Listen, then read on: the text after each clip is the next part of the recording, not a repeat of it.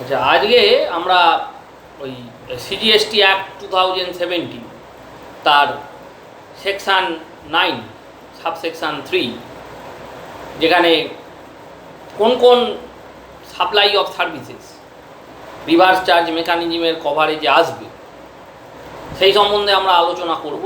যদিও এই সেকশান নিয়ে আলোচনা আমরা এর আগেই শুরু করেছিলাম, আগের দুটো ক্লাসে আমরা এই নিয়ে আলোচনা অলরেডি করেছি এবং সেখানে আমরা এন্ট্রি 8 পর্যন্ত অলরেডি আমরা আলোচনা করেছি।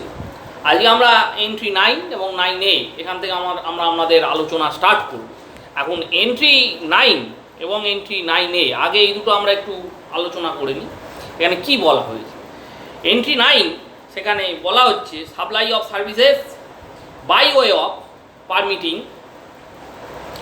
Use or enjoyment of a copyright covered under section 13 subsection 1 and clause A of Copyright Act 1957।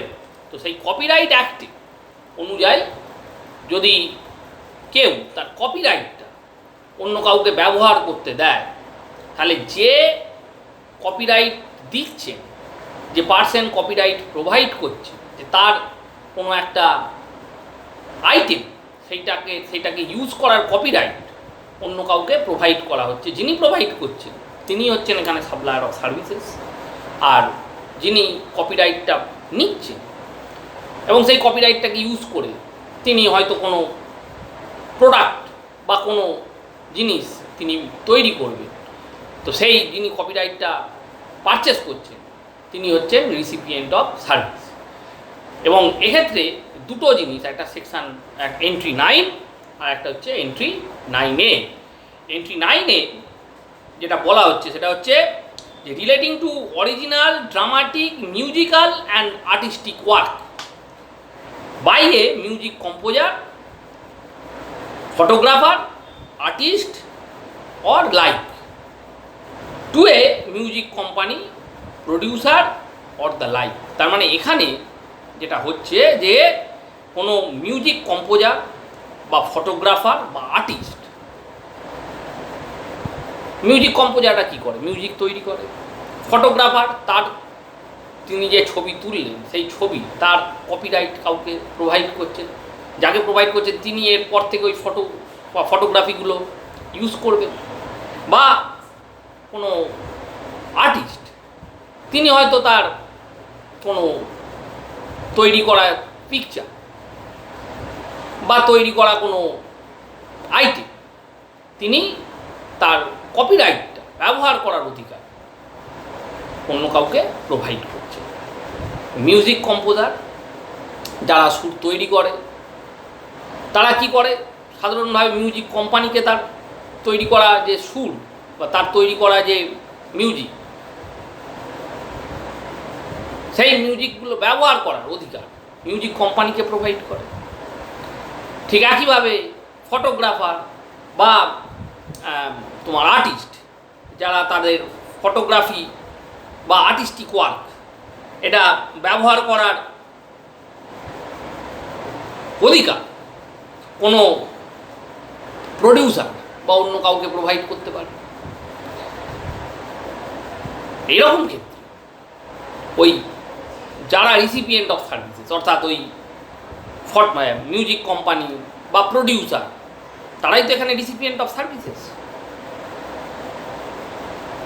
তো তারা এক্ষেত্রে যে কনসিডারেশানটা ওই মিউজিক কম্পোজার বা আর্টিস্ট বা ফটোগ্রাফার তাদের যে পে করবে, সেই কনসিডারেশানের ওপর তারাই কিন্তু জিএসটি পে করতে বাধ্য থাকবে as per entry 9 of CGST act 2017। Entry 9 of section 9 subsection 3 of CGST act 2017 অনুযায়ী এক্ষেত্রে রিসিপিয়েন্ট অফ সার্ভিস অর্থাৎ যারা কপিরাইটটা প্রকিওর করলো, কপিরাইটটা পারচেস করলো, কাদের থেকে পারচেস করলো? ওই মিউজিক কম্পোজার বা আর্টিস্ট বা ফটোগ্রাফার তাদের থেকে কপিরাইটটা পারচেস করেছে। কারা পারচেস করেছে?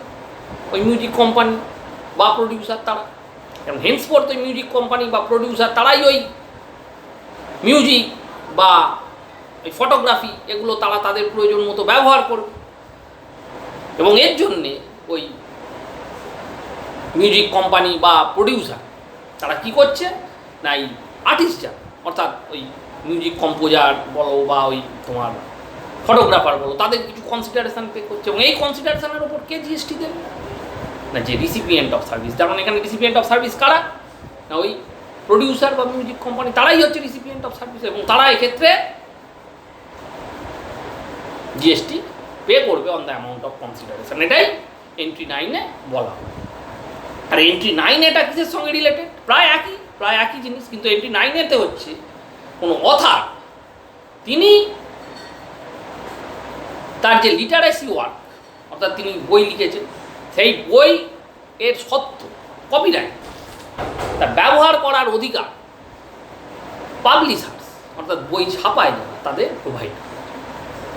আবার বলি, এখানে প্রোভাইডার অফ সার্ভিস তাহলে কে হলো? অথার, যিনি বই লিখছেন, তিনি তার যে লিটারেসি ওয়ার্ক অর্থাৎ যে বই যে লিখলেন, তিনি যে কবিতা হোক, গল্প হোক, প্রবন্ধ হোক, যাই তিনি নাটক হোক, যাই তিনি লিখছেন, সেটা তিনি কাকে দিচ্ছেন না, পাবলিশারকে। পাবলিশার এবার কী করবে? ওই লিটারেসি ওয়ার্ক অর্থাৎ ওই কবিতা বা ওই গল্প বা ওই প্রবন্ধ বা ওই নাটক, সেগুলো কি করবে না, বই আকারে বইয়ের মাধ্যমে বই তৈরি করবেন এবং বই ছাপবেন এবং সেই বই বিক্রি করবেন। কে করবে না, পাবলিশার। তাহলে এখানে কপিরাইট কে কাকে দিল না, অথার কপিরাইট কাকে দিচ্ছে না, পাবলিশার। তাহলে পাবলিশার সেখানে রিসিপিয়েন্ট অফ সার্ভিস, আর অথার হচ্ছে প্রোভাইডার অফ সার্ভিস। তাহলে এক্ষেত্রে কী হয়, এই সেকশান বা এন্ট্রি 9-এ of section 9 subsection 3 of CGST act 2017 অনুযায়ী এক্ষেত্রে পাবলিশার্স যিনি কিনা রিসিপিয়েন্ট অফ দ্য সার্ভিসেস অর্থাৎ যিনি কপিরাইট অ্যাকোয়ার করছে, ওই লিটারেসি ওয়ার্কের কপিরাইট অর্থাৎ ওই সাহিত্যিক কাজের কপিরাইট যিনি প্রকিওর করছে অর্থাৎ পাবলিশার্স, তিনি হচ্ছেন রিসিপিয়েন্ট অফ সার্ভিসেস। এবং এক্ষেত্রে এই পাবলিশার্স কনসিডারেশান বাবদ অথারকে যে টাকা পেমেন্ট তার উপর এক্ষেত্রে ওই পাবলিশারকেই কিন্তু জিএসটি পে করতে হবে।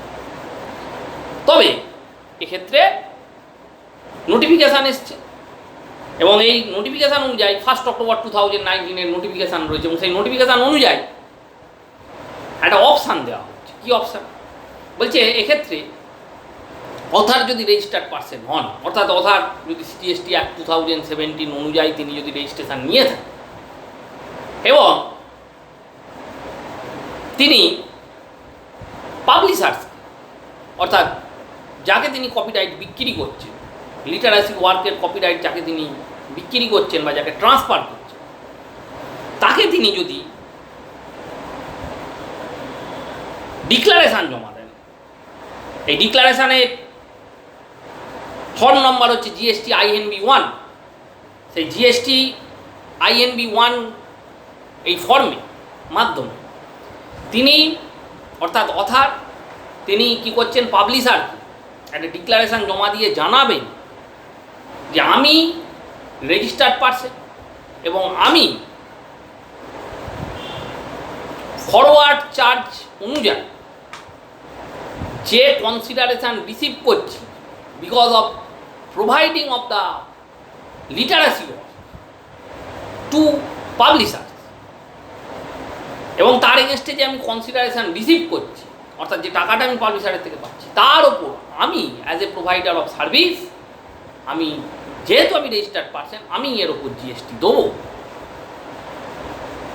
এইটার একটা ডিক্লারেশান ফর্ম নম্বর জিএসটি আইএনবি 1 তিনি পাবলিশার্সকে প্রোভাইড করবেন। এবং এই যে অপশানটা অর্থাৎ তিনি নিজে অর্থাৎ other as a provider of service তিনি নিজে ফরওয়ার্ড চার্জ জিএসটি দেবেন, এক্ষেত্রে তার অপশান তিনি নাও দিতে পারেন, না দিলে সেক্ষেত্রে যে রিসিপিয়েন্ট অর্থাৎ পাবলিশার তাকে জিএসটি দিতে হবে, অর্থাৎ তিনি একটা অপশান এক্সারসাইজ করছেন। এই অপশানটা তিনি বছরের শুরুতেই তাকে ওই অপশানে ঢুকতে হবে যে আমি ফরওয়ার্ড চার্জের বেসিসে আমি as a other provider of service আমি জিএসটি দেবো, এবং ওই বছরের মধ্যে তিনি আর ওই অপশান থেকে বেরিয়ে আসতে পারবেন। এইরকম কন্ডিশান তিনি যদি কোনো ডিক্লারেশান পাবলিশার্সকে দেন ওই ফর্ম নম্বর জিএসটি INB 1, তাহলে এক্ষেত্রে কিন্তু প্রোভাইডার অফ সার্ভিস অর্থাৎ অথা তিনি ফরওয়ার্ড চার্জ বেসিসে জিএসটি দেবেন। ইউজুয়ালি তো ইনডাইরেক্ট ট্যাক্স আমরা জানি যিনি প্রোভাইডার অফ সার্ভিস ইউজুয়াল ম্যানারে বা সাপ্লায়ার্স অফ গুডস তিনি তো ইউজুয়াল ম্যানারে জিএসটি দেওয়ার জন্য লায়বল। কিন্তু এগুলো তো এক্সেপশনাল কেস, যেখানে আমরা সেকশন 9(3), 9(4), 9(5) এগুলো আলোচনা করছি, যেক্ষেত্রে প্রোভাইডার বা সাপ্লায়ার্স অফ সার্ভিস তারা জিএসটি দিচ্ছে না, রিসিপিয়েন্ট জিএসটি দিচ্ছে। সেগুলোর মধ্যে এক্সেপশনাল কেস। তার মধ্যে এই এন্ট্রি 9 যেটা আমরা এক্ষুনি আলোচনা করলাম সেটাও ব্যাখ্যা করা রয়েছে, এবং সেক্ষেত্রে কিন্তু অন্য ক্ষেত্রে যেগুলো নেই এই 9 কিন্তু অপশান রয়েছে, অর্থাৎ তিনি ফরওয়ার্ড চার্জেও যেতে পারেন বা রিভার্স চার্জেও যেতে পারেন। ফরওয়ার্ড চার্জে গেলে কী হবে, যে প্রোভাইডার তাকেই জিএসটি পে করতে হবে, প্রোভাইডার অফ সার্ভিসেস অর্থাৎ এখানে তিনি তো লিটারাসি ওয়ার্কের কাজ করছেন, তিনি জিএসটি দেবেন। তবে তার ক্ষেত্রে তার রেজিস্ট্রেশন থাকবে, তিনি ফর্ম নম্বর জিএসটি INB 1 অনুযায়ী ডিক্লারেশান জমা দেবেন এবং বলবেন আমি ফরওয়ার্ড চার্জে জিএসটি দেবো। আর যদি তিনি সেই অপশান অ্যাকসেপ্ট না করেন, না যান, অনেক কথারে রেজিস্ট্রেশন থাকেও না, রেজিস্ট্রেশন থাকলেও তিনি ওই অপশান এক্সারসাইজ নাও করতে পারেন, তাহলে সেক্ষেত্রে কী হবে, RCM অ্যাপ্লিকেবল হবে। সুতরাং এক্ষেত্রে একটা অপশান রয়েছে। RCM হলে কী হবে না, যে সাপ্লায়ার্স যে রিসিপিয়েন্ট অফ সার্ভিসেস অর্থাৎ পাবলিশার্স তাকে জিএসটি দিতে হবে, অর্থাৎ এখানে একটা অপশান রয়ে গেল। এই অপশানের ব্যাপারটা কিন্তু এই 9A এই সেকশানে মানে 9A এন্ট্রিতে CGST অ্যাক্ট 2017 তার সেকশান 9 সাবসেকশন 3 এন্ট্রি 9A-তে এই অপশানটা প্রোভাইড করা হয়েছে, এবং এই নোটিফিকেশান 1 অক্টোবর 2017 থেকে অ্যাপ্লিকেবল, 2019 1 অক্টোবর 2019 থেকে অ্যাপ্লিকেবল হচ্ছে।